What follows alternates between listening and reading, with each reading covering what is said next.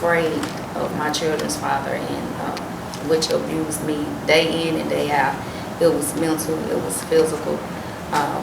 He bust my head wide open with the back of a gun. My kids, they were constantly taken from the home because I would, try to leave them. So he always used my kids as a weapon against me to say, well, if you leave, I'm going to keep your kids, or I'm going to take them, you're never going to see them again. Idle threats was constantly made towards my grandmother, well, I'm going to kill your family, and things of that nature. And when he lost his family, when his grandmother passed, I felt sorry for him and felt like I was the only person that he really had. And I was sick, I was ill, because I had no one to turn to, and I felt like, well, okay, I'm going to stay with him. I didn't want to leave him alone, but yet I was still alone.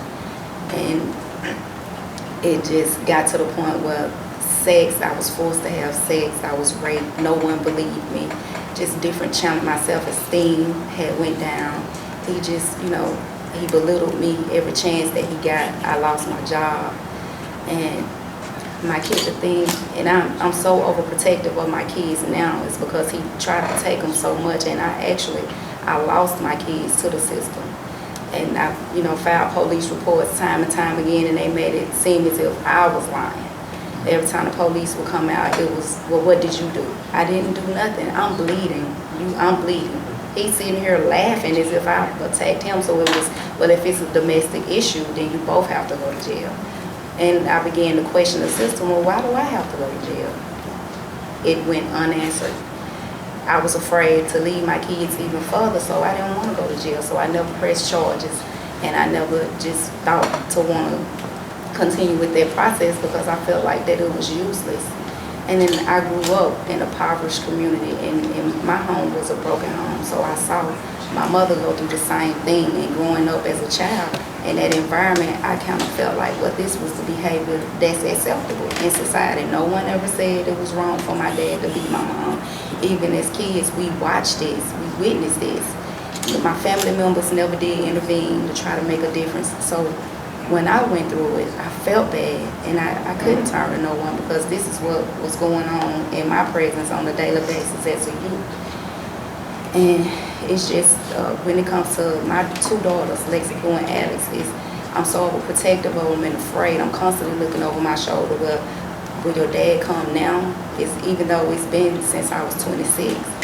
I'm 37 now, but I still have in the back of my head, once I got the strength to leave him alone, well, is he gonna come? Is he lurking in the woods at this moment when I turn this corner? Or am I prepared? How will I react if I see his face again? And once I got the strength to leave him, my kids were constantly saying, Mom, I want to see my dad, I want to see my dad. And it just kind of tore my heart. And at the time, I couldn't explain to him, well, we had to leave Dad right now because he was he was very abusive to Mom. I couldn't explain that to them. I would just make up stories. Well, Dad had to go to work, or he had to this to try to cover up for what they were feeling, which was wrong. And do they know better now? Yeah, they know now. We discuss it openly.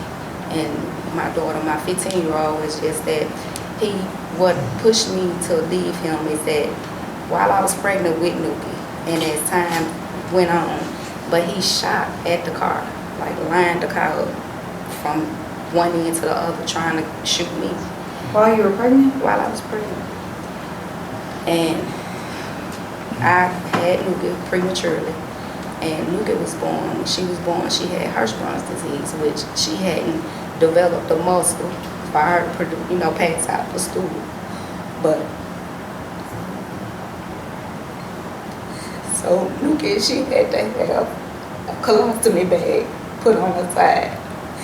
But when I tried to explain what happened, it's justice was not served. I was looked at the person that was in the wrong.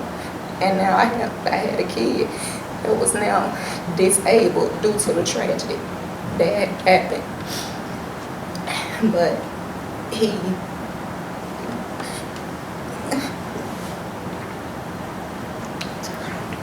it's okay. And it's still hard now because it's just so much violence going on, if it's domestic, if it's gang related. And knowing the people say that, yes, I understand, but do you really understand if you hadn't had the chance to walk in those shoes? It's like my shoes are so heavy right now, and it's like, who would want to carry this load or this burden?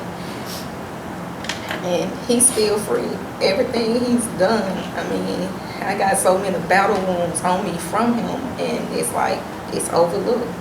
It was okay for him to do it. I mean, so it's like now I find myself just want to give back. I want to help as many people as possible to just help them get the strength, let them know that someone is here for them.